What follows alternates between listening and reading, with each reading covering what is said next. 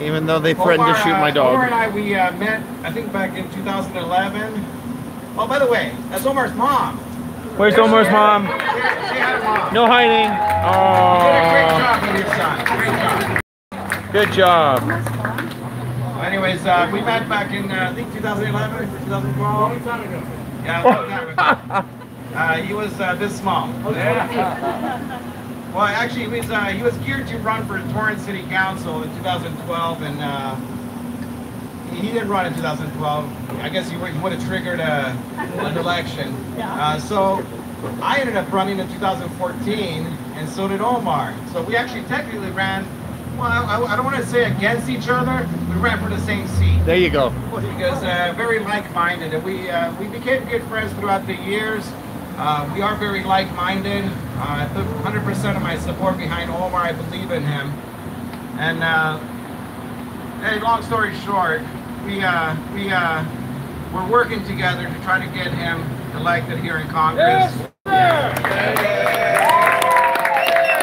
all right. I love his passion, and I love the fact that he's not one that gives up. And you know, we need a little bit more of that in our country. We need more people that are like-minded, like us, that are willing to fight against all odds. I mean, do you guys realize the composition of District 43? And he's not, you know, he's not giving up. He's fighting it. We need more fighters like Omar. Put your hands together for Omar. Yeah.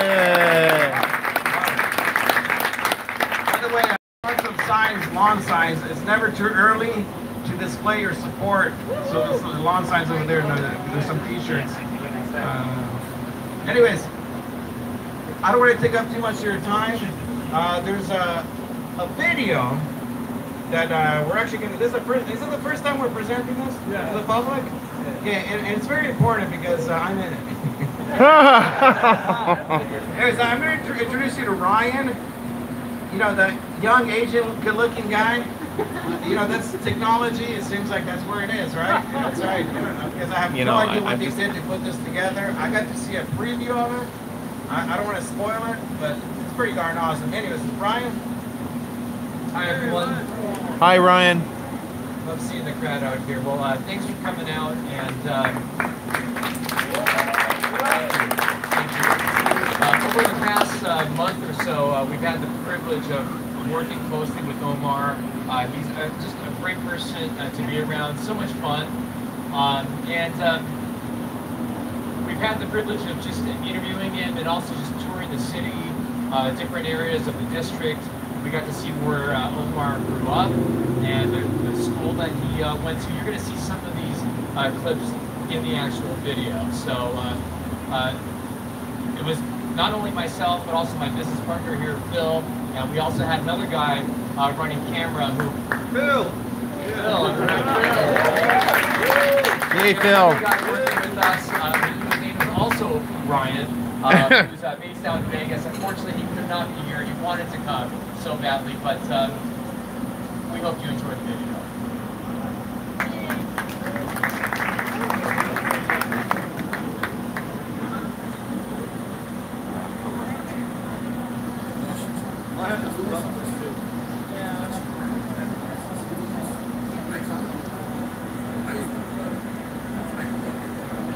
What's that? I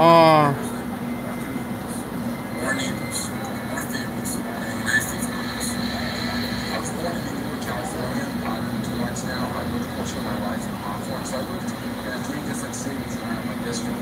And I have to do roots to this community, and that's why I'm running for Congress.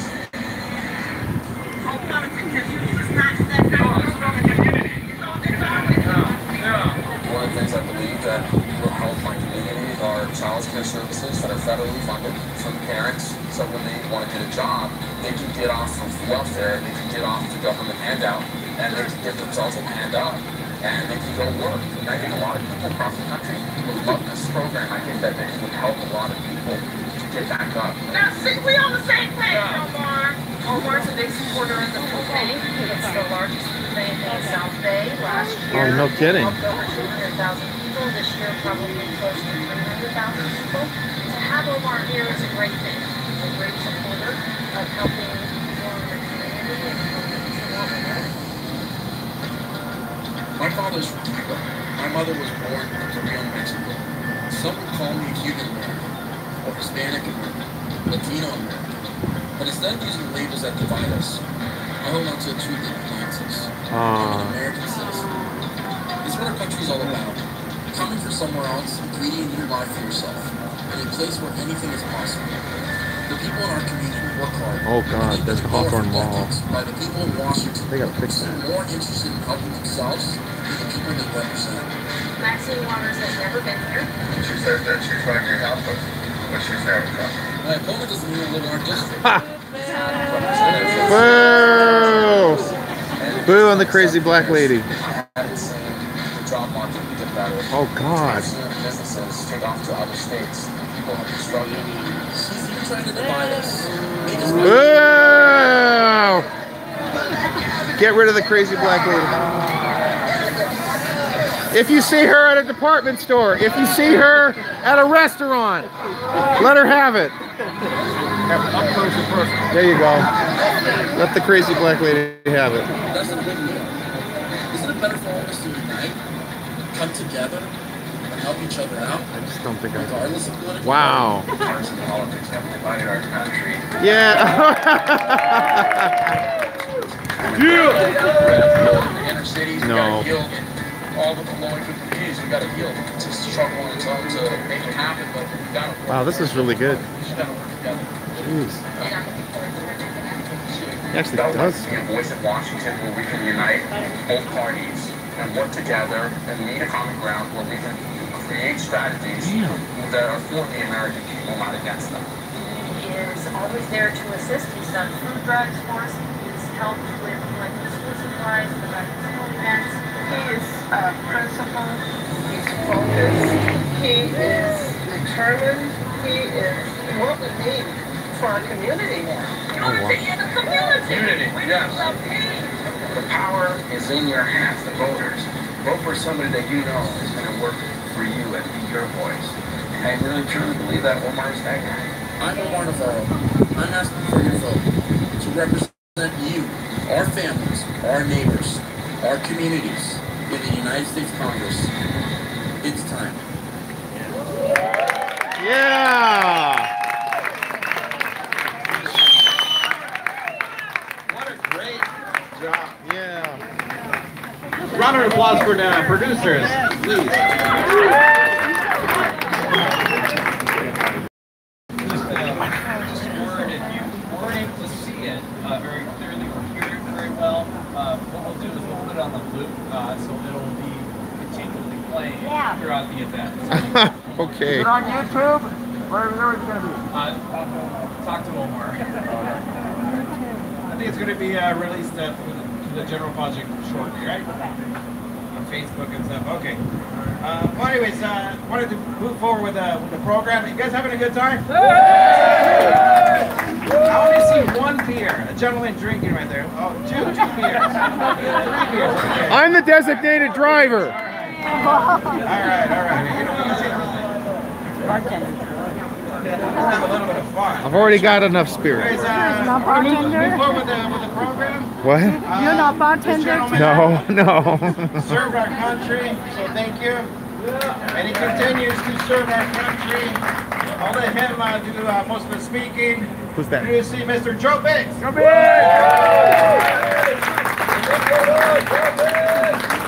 How's everybody doing? Man, this is my first time to Torrance. I gotta say, this is a pretty beautiful area. Yes. A lot to offer, a very diverse area, and I love having Omar as a friend. I think Omar is an amazing guy, and I came all the way from Florida. You know, Omar is a huge celebrity across the country. I travel around the country, people go, "You're Joe Biggs, right?" And I go, "Yeah." They're like, "You're friends of Omar's." And I go, "Oh, yeah." You know, it's pretty cool to see energized youth out there today that are really starting to get involved in politics, and they love everything that Omar is saying and doing. I live in Florida, like I said before, and most people running for Congress aren't even from Florida. They live in Virginia. They live in all these other places. They think that they're going to get voted in to really speak about our issues in our neighborhood, doing what we're going through, what we see Omar doing. Omar's out there all the time, knocking on doors, shaking people's hands, feeding people, and that's something that I love to see. And I think that he is an amazing person. You know, Maxine Waters is one of the most corrupt people. Yeah. That's right. We can all agree on that. Right? Yeah. Oh, absolutely. She's very low IQ. She's low IQ. She's a nasty woman. We'll leave it at that. Swamp thing. Swamp creature. But she's not a woman. What? She's a man. It's good to have Omar out here because he's got the energy. I gotta stop calling her lady. She's not much of a lady. I'm sorry. He's really got Trump's agenda in mind. Yes. Not just Trump's agenda, but he has his people, his constituents, and voters, what they want. And he goes out there every day and he's constantly talking about it. He's constantly making videos. He's constantly interacting with people. He's constantly creating relationships. He's constantly getting himself out there to where he's not just running for Congress here in California, he's running for everyone in America. Yes. You know, he's a beacon of light, he's a great guy, and he's out there doing everything he can to make California great again. And by making California great again, he will in turn make America great again. And that's our end-all, be-all mission. So I want everyone to give a round of applause to Omar right now.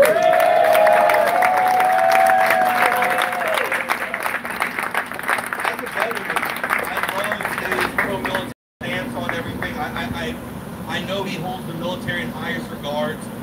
He contacts me when he has events, and you know, I'll fly from, if I live in Djibouti, I would fly here to come support Omar. That's how much I believe in Omar.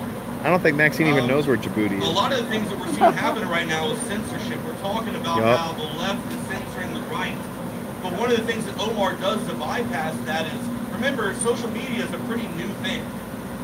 We've only had Facebook and Twitter and all that for not that long.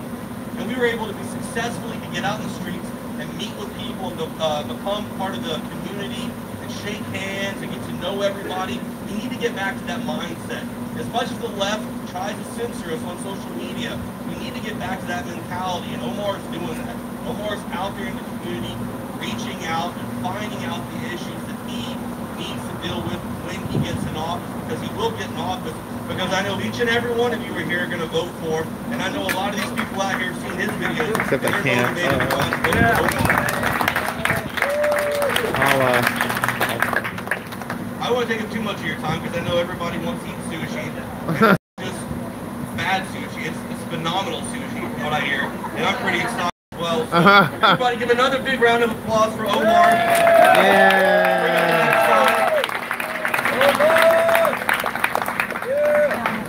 Thank you. Thank you so much. And it's my first time meeting him in person, but I've known him for, I guess, virtually known him for a long time. But you know, we all have something to bring to the table, you know, whether it's, you know, volunteering, donations, or just telling a couple neighbors. You know, it's so important, you know, people always talk about Bruce. We're talking about Bruce. No, I'm talking about grassroots. Hey, that's a new term. Write it down, huh? Hashtag roots. Root. Between grass and roots. There you go. You heard it here in Torrance. First time. You know, we always say, you know, this grassroots movement, but you know, a lot of times we fail to deliver. And what I say by we fail to deliver is that we feel that because we're outnumbered, we are outnumbered, right? But we don't have to be outvoted, right? I don't notice it. All right, we can be outnumbered, we don't have to be outvoted. Same thing goes for District 43. Same thing went for Torrance. Okay, we elected 2 Republicans out of the 3 that got elected on the city council. And there's a reason, not because we had a majority of Republican registration. It's because we have a better message. A message of unity, not divisiveness. You know, I gotta say, if people say, well, this country is so divided, it's so divided. I don't see it divided because we're pretty darn united here, aren't we? Yeah! Woo! We are not at all divided. I think 2016 showed that we are not divided. We are very united. And the people that are usually dealing with family issues, going to work, and just taking care of life things, we actually got out and did something about it in 2016. And I think we're going to do something about it in 2018. Right? Yeah. I gotta tell you just a quick little story right before coming here. Omar's been nervous all day about this thing, and he's been through this. It's not his first rodeo, right? He's been doing, but he's been doing this a long time. Since I met you, you've been a candidate. Since I met you, you've been a candidate, and that's a great thing because we need, like I said before, we need people that just don't give up. Persistent person for the Michael Flynn Legal Defense Fund, Mr. Joseph Flynn. Yeah!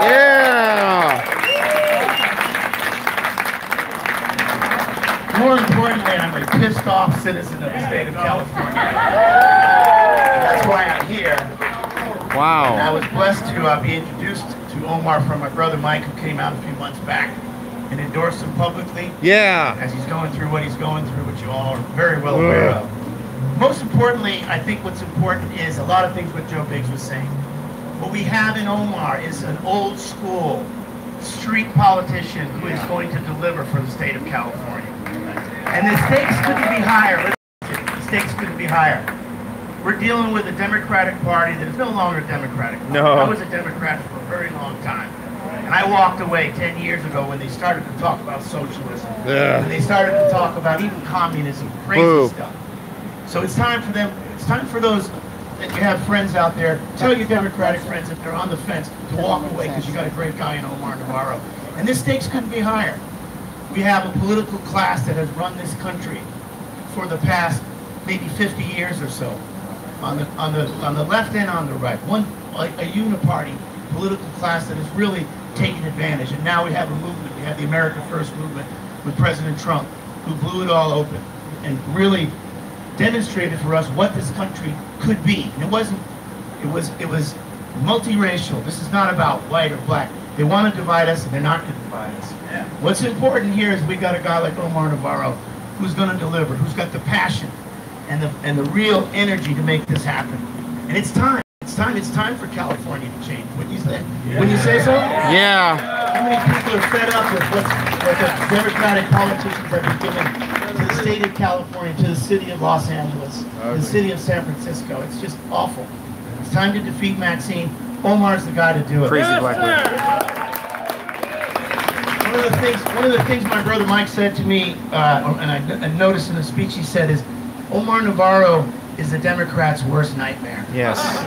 And why is that? You got a young, energetic Hispanic, okay, who's talking about the things that matter, the things that Americans really care about. And that's why they're scared to death of Omar Navarro. And he's going to be around for a long time. He'll be a very important part of California because he cares about the people that live in his district. And by the way, he lives in the district, which is pretty damn good and amazing. So anyway, I just thought, on behalf of our family, I'd come and give Omar my support. I live in Orange County, but not only will I give him my support, I'll help work for him, and I'll help deliver him to Congress, because he's exactly what we need. So I thank you very much for your love and support. God bless you. God bless California. God bless Omar, and God bless America. Thank you.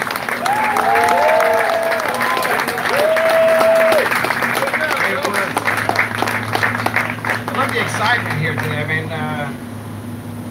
he told me about 30 minutes ago, hey, by the way, can you be the MC? I go, oh man, I didn't even dream. All right.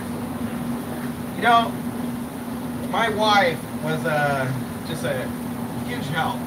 You know, if you don't get the support of your family, especially your immediate loved ones, it's really hard to run for anything. It's really hard to do anything, really. Yeah. And so I had a long conversation with my wife the first time I ran, and she gave me the blessing. You know, people say, oh, you were asking permission? No, I wasn't asking permission. I was asking for her support and what I believe needs to be done. And she said, go get him. Those are exact words. Go get them. That was, I'm not kidding, 6 years ago. I got him 2 months ago. So sometimes it takes time and perseverance, but I always go revert back to the same thing, just not ever, ever, ever giving up. Never give up. No matter who you are and what you're trying to do. This time I wanted to publicly thank Tori for being there for Omar. Thank you, Tori. It takes a lot. It takes a lot to run for office.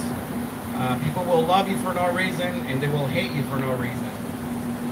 And of course, you know which ones you take home with you at night is the hate. Yeah. You know, and it's really hard to detach yourself from those hateful comments that are online, those letters. I received them, and I just ran for city council here in Torrance. It wasn't anything major, so I can only imagine the amount of pushback that you get on a daily basis, Omar. So I really commend you for that. But one thing I know about Omar is that you push, and he will push back. Yeah. And when he pushes you back, he'll knock you on your ass. Absolutely. Anyways, I'm sure you guys want to hear from the main man, right? Yeah. Omar, get your butt over here.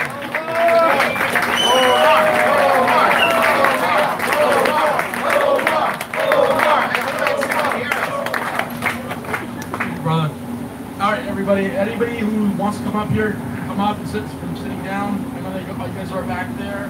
So anybody in the back, just come up to the front. Come on. Let's get up over there. Come up to the front so you guys can hear everything I got to say. If I missed something, right? I'm not giving up this seat. No, I want to thank everybody that's here today. I'm too comfortable here.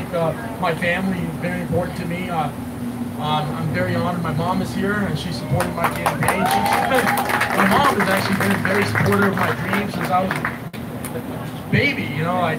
So she's always telling me, whatever you aspire to, just go out and do it, and take action on it. Don't sit back and let other people achieve their dreams and be lazy, you know. Like, there's a lot of kids that are out there right now, a lot of millennials. They just sit there and they don't do anything, let life go by, and they don't get to where they want to be. So I was never sitting down, not doing anything. I said to myself, I'm going to go out and do it. Even if I fail at something, I will always stay persistent. I'll never give up because I believe in what I'm doing. And if you believe in what you're doing, you don't give up. And what I'm doing is the right thing to do. Our country is headed in the wrong direction with a lot of things, especially here in the state of California. The way the governor is, I mean, look, if we're going to have Gavin Newsom, I don't think it's so. I think people got to go out and vote for John Cox. Yeah. We got to make sure that we're electing the right people in these offices, because these are we got a lot of people that are in there right now. Like, we have Ricardo Lara, come on. We have Maxine Waters, Pelosi. We have all these people that are just talking about what they really want to do, but they're not really doing anything for the people. They're living the high life on the taxpayers. They're living their low lives, living the queens. high life. They're not living with the people. They're living out of touch. And when I first joined this campaign and I sort of started running, actually, I didn't even think none of this was going to be possible. I didn't think anything was going to happen. But I just had faith, you know, like everybody has to have faith in what they're doing. So I stayed consistent. I saw that basically I was starting to do live streams online. And I didn't think that I was going to achieve anything out of it or anything. I just thought it was going to be fun. You know, I was going to enjoy doing it. And I was going to go out there, talk to people, enjoy my life, talk to young people, try to change the way they were thinking. And a lot of people started catching on. They started following me on Periscope, YouTube, Facebook, whatever, Twitter, all these different social media outlets. I started over a year ago, and I took social media very seriously because I ran for Congress before, actually, and I raised $3,000, only $3,000. And Maxine Waters spent $1 million against me. $1 million against me. And I still got almost 30% of the vote, considering that I only spent $3,000 and she got $1 million against me. So I mean, I was quite proud of that.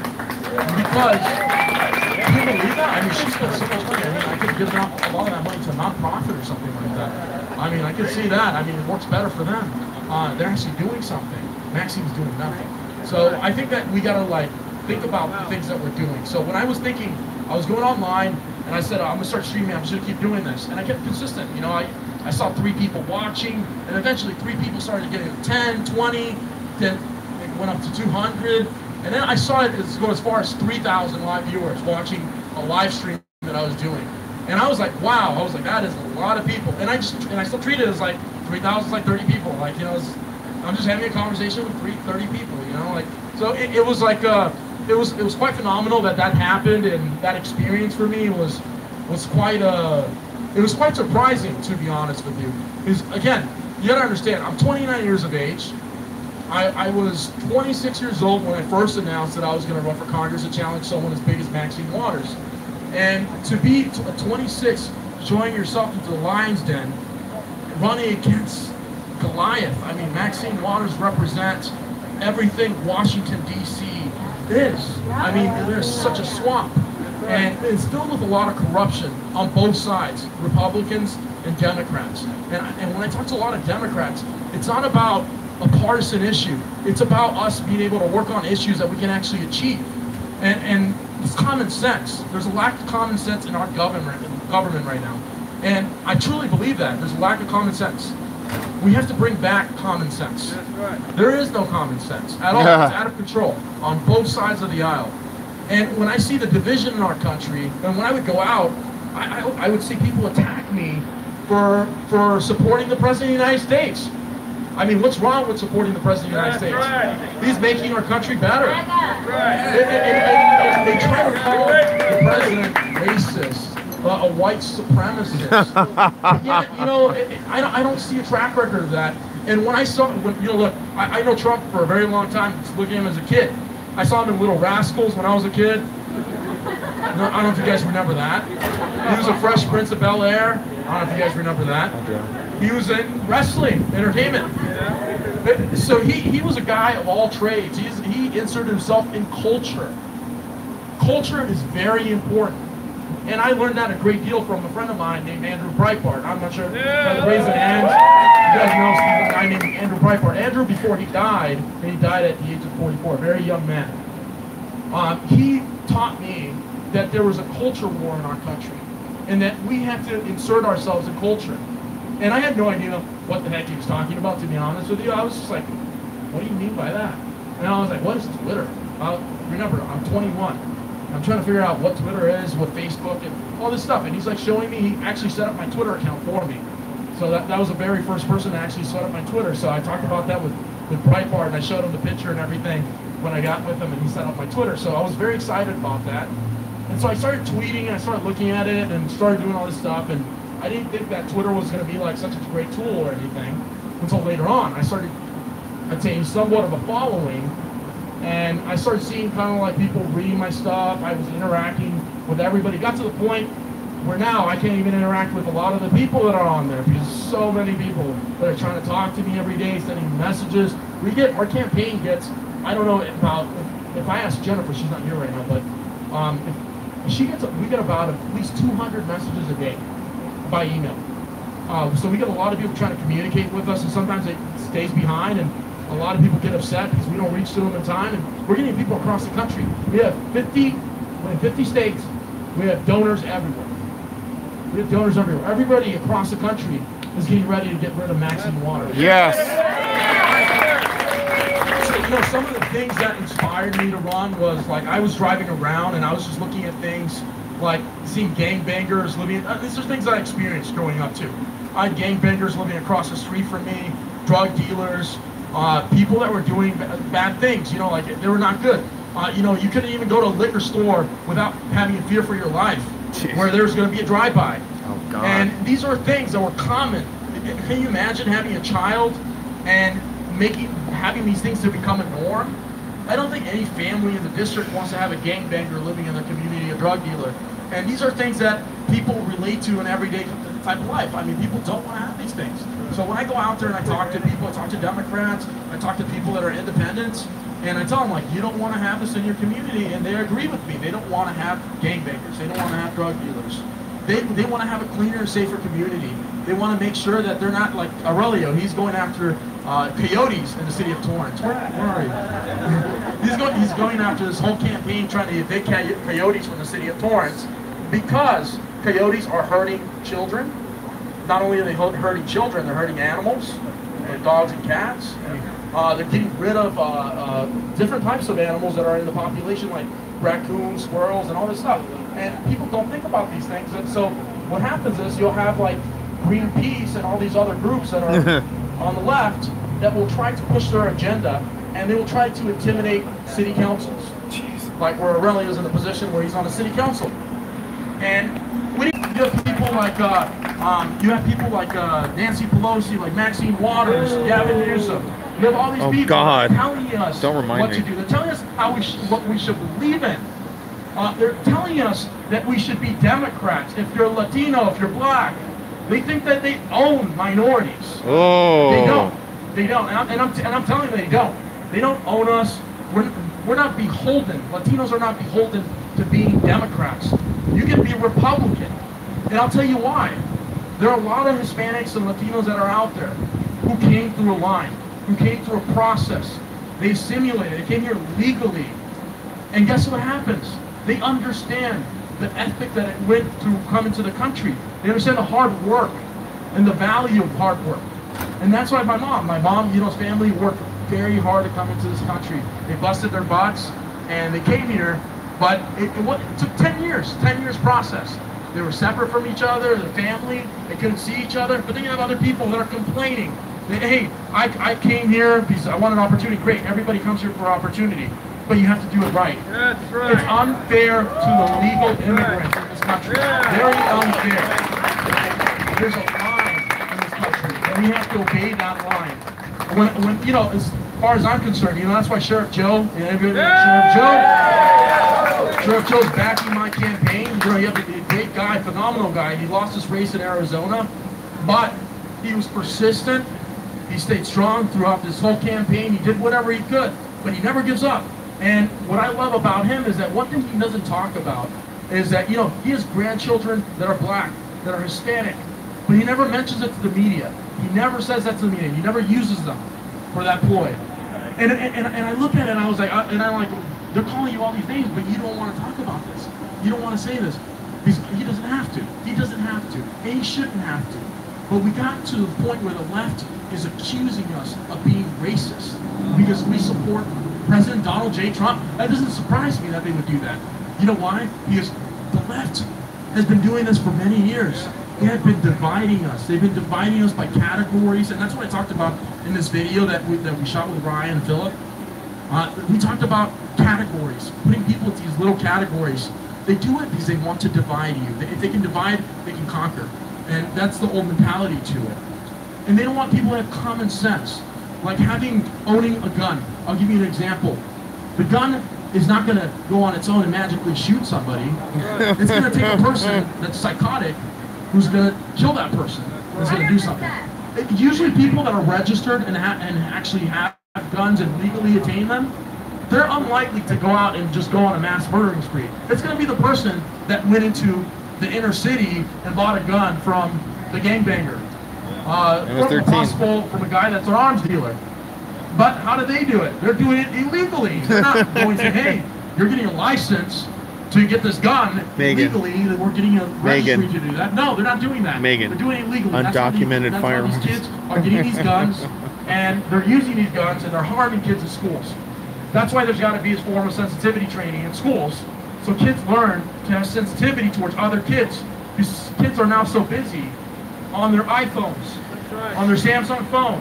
They're so busy looking at social media that they don't learn to have relationships with people. Like I'm talking and having a conversation with you right now, having a conversation with you, and any person that is here. We're not taught to have those relationships with people anymore. And that's what's happening. We're losing sensitivity. We need to bring back sensitivity back into our culture as Americans. We need to divert money away from welfare. Because welfare should be, it's a process that people stay on for the rest of their lives. It's kind of sickening. I think we have to caps on it. It shouldn't be where people can stay on it for the rest of their lives and live off of it. This is, we gotta stop. We gotta stop that control of that. So I'm thinking about, that's the plan that I have, is to divert money away from welfare, to cut it down to a certain period, to over 2 years, and after that, you're out. There you go. After that, you're out. That way we can get people back to working. So I'm very excited to get these plans instituted in our government, and I'm going to work it. I'm going to fight for whatever I believe in. And I'm gonna have common sense. You know, there's gotta be a lack of common sense. Also, one of the other things I'm passionate about is I'm pro-life. Hey! And you know, I believe that, you know, we gotta stop killing babies. You know, I walked into this actually as pro-choice. I was pro-choice when I started running, and I learned. I talked to people, a lot of people, a lot, and it just didn't make any sense to me. The people that were pro-life made more sense to me. Yeah. Why are you not going to give that child a chance to live? Right. They have a constitutional right to live. So we got to give people a chance to live because they have constitutional rights too. So I think that's very important to me. And I think that we have to also address that there's this idea and this norm in education. If you go to school and you're taught, you're told to believe a certain way. When I was in school, I mean, I would argue with a lot of professors, and because they would say, hey, you don't believe this way, you're gonna fail. Well, I was always went around them, and I would find my way to pass and get that A. So I would always figure out a way, and this happened to a lot of kids. I've heard friends of mine that go to school and they're getting intimidated, and they're being told that they don't believe this, or they can't even talk about politics. They wear that red hat, they're gonna be attacked. They're gonna get punched. How do you feel about that? How do you feel about Maxine Waters inciting violence? Whoa! Lock her up. But across the country. She's inciting violence across the country. Yeah. That terrifies me. We're filled with a lot of people who are part of the swamp.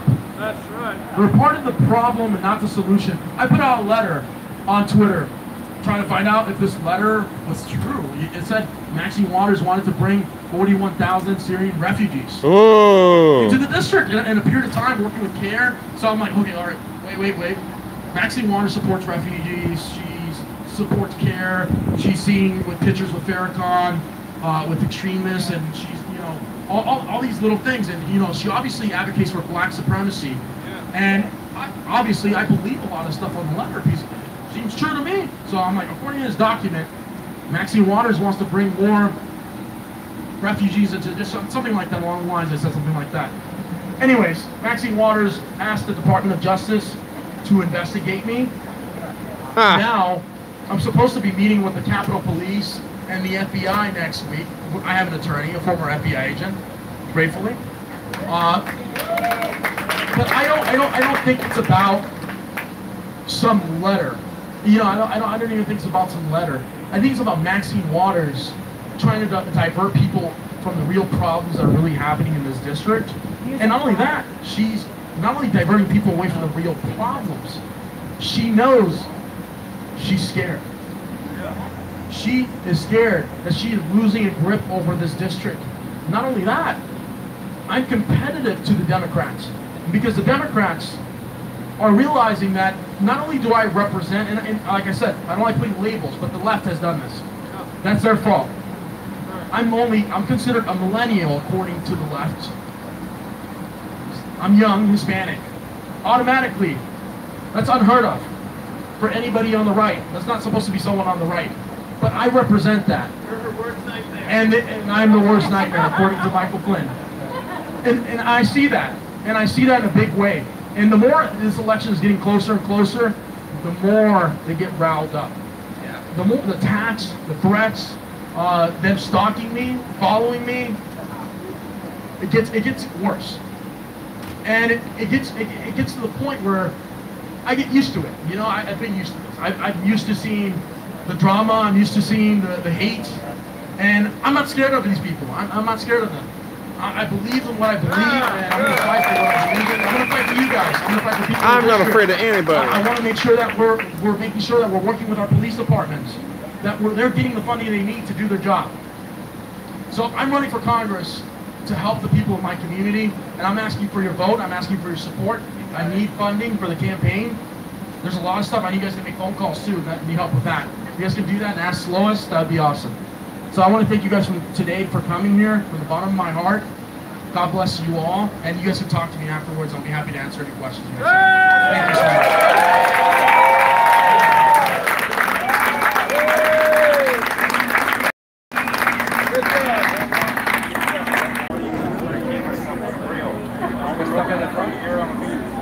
Folks, we got a lot of people to help out Omar.